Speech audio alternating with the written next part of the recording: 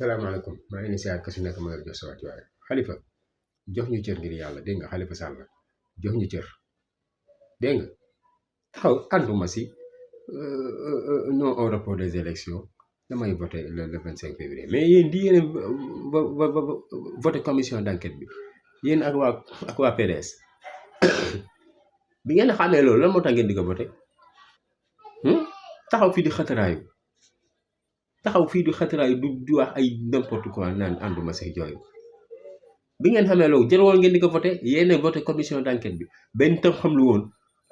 du ñàkk sax waa PDS voté parce que seen candidat la ñu jàppale mais yow wala boog dafa doon jàppale Karim mu ngi noonu léegi mu ngi nii léegi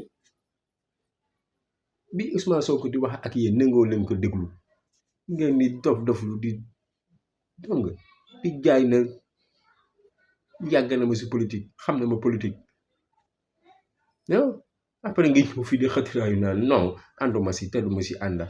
te ngeen voté commission d'enquête bi il faut ngeen respecté ñu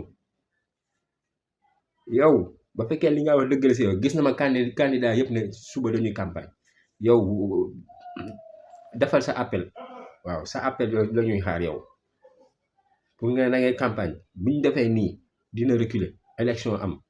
ku mën dóor sa morom te bu soobee suñu borom suñu mbër moom da leen di dóor pëtam dem yoonam